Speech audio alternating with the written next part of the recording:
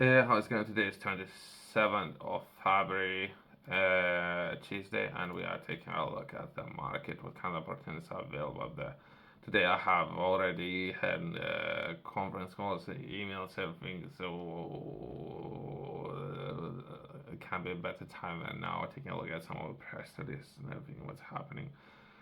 First one, that will be priorities for strengthening the UK's sovereign space capabilities. Let's try to understand what kind of information is available, what UK would be looking to do perhaps, and if government institutions cannot solve it, perhaps there would be some opportunities for private businesses when it comes to space.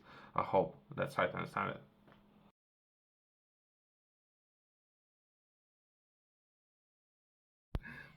Something that was last updated today, right, 27th, right? So we can take a look at it.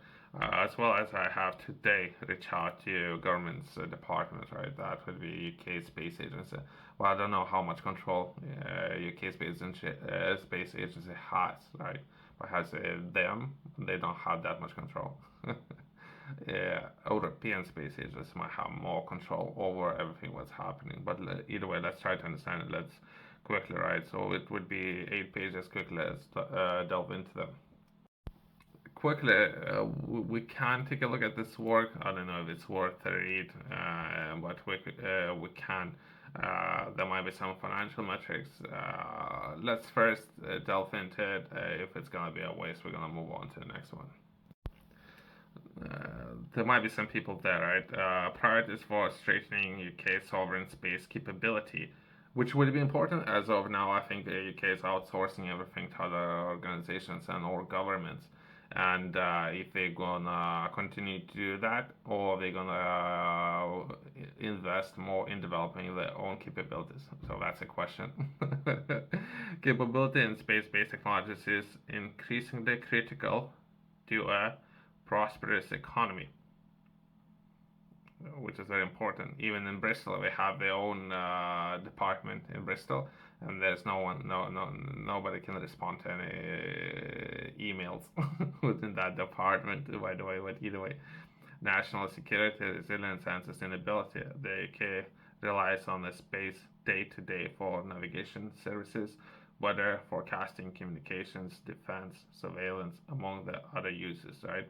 So, so many different uses, right? And or some of those uses are perhaps new ones that might be outlined, but not necessarily will be covered within those boxes. Something that was mentioned, right? Even navigation, weather, communications, defense, surveillance, among the other uses.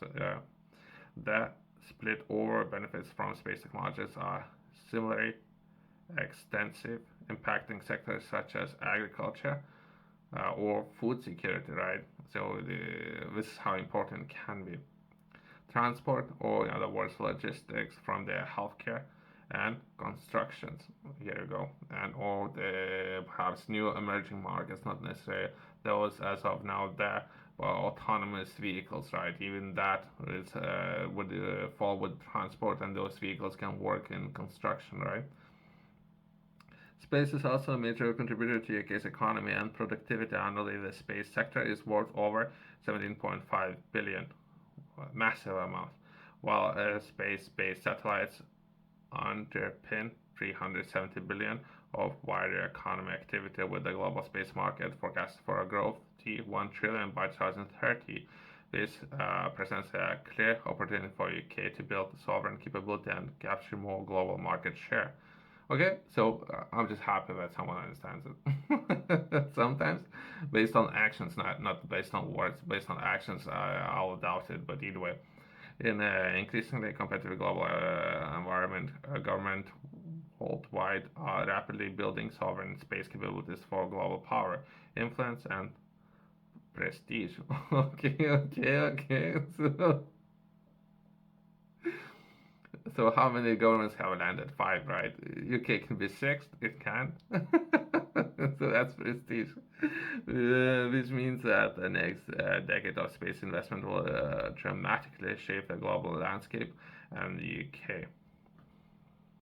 quickly, right? So that would be introduction. I'll finish on introduction. I won't be delving in all 8 pages. It would be a waste of perhaps everyone's time. It's a very common sense. It's very common sense. People they have outlined there's some metrics. So if we were to take a look at financial metrics, it would work.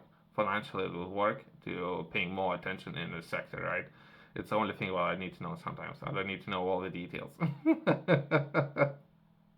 If finances would work, we can progress. Otherwise, it might be a waste of everyone's time. Well, there is a institute, something that was outlined that would be State for Science, Innovation, and Technology. Perhaps there's institute, or perhaps there's a person. Let's try to reach out to the institute or a person and see what we can do. But either way, that would be a progression, right? Position UK's position within it is vital that we act now. Okay, that's what we plan to do. Let's try to find this person who written this article to secure and build on our own sovereign space capabilities. In doing so, we will ensure both of competitive global edge and reinforce our national resilience, right? Places like our governments, like India, they have close to 200 space companies, 190, I believe. But it depends, right? 190. This is how many companies they have, how many UK has. Either way, that putting into comparison, right? But you and India have landed, soft landing, right? The current landscape for space-based technology is rapidly changing and requires significant investment. These are dynamics that must be recognized then. Deciding that UK ambition for a future direction. The USA is currently biggest investor in national space capability, while China, Japan, France, Russia, and Germany all have national programs more than twice as large as UK's. Twice as large, again, we'll take a look at what investments made. Doesn't really matter. I don't know it would where the money was spent. Doesn't really matter. Yeah, so action based, right? Whereas they haven't mentioned India, and India have landed. I would say, and they look at the financial metrics, and India have landed. I would say India is even more important compared to perhaps some of the governments mentioned, right? So let's say France, Germany. Why would anyone compare themselves against them if they haven't? And some of the people have. I would compare against that. So US have landed, China landed, Russia or Soviet Union have landed, right? US have landed recently, just a week ago, right? And Japan have landed, right? India have landed, right? And no one's comparing against that. But let's progress, right?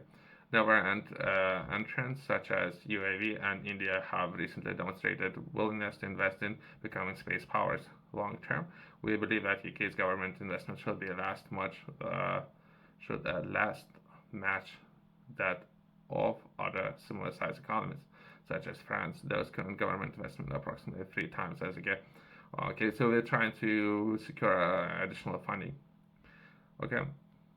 Again, I don't know. I don't know. I don't understand this argument, right? If investment, so U.S. have or private company in U.S. have spent it. It's about 114 million, right?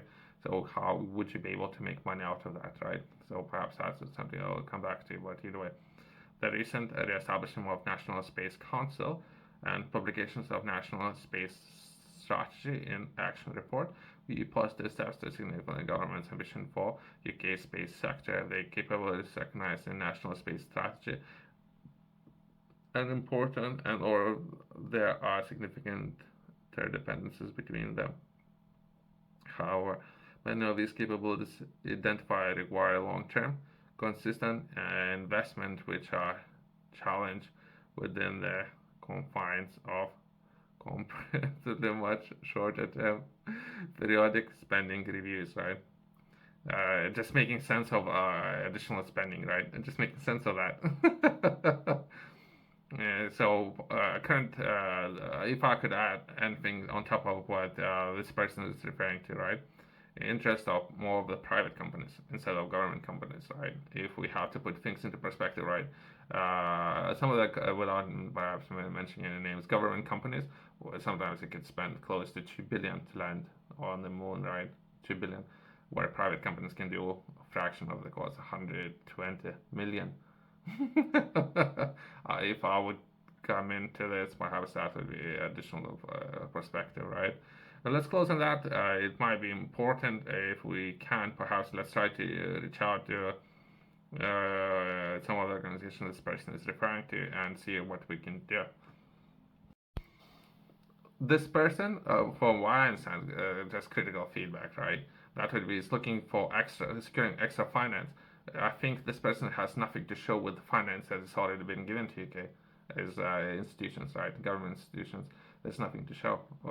So how he can rationalize that asking for additional finance? He is trying to rationalize, compare himself against France and size of the market, asking for more finance where other governments with even less finance accomplish more things, right? That's my rationalizing.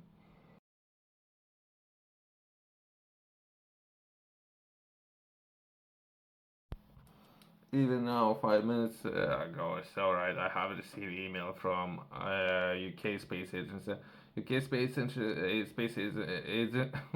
Agency would say that I need to speak with European Space Agency. European Space Agency won't confirm any projects until it would be approved by UK Space Agency, and UK would ask me to go there, and they would ask me to go there. So that's where things are as of now. Perhaps I'll try to go back and forth with some emails, but as of now, that's where things are. So we're talking about opportunities, size of the sector, additional finance. That's where things are as of now. Thanks for watching. See you next one.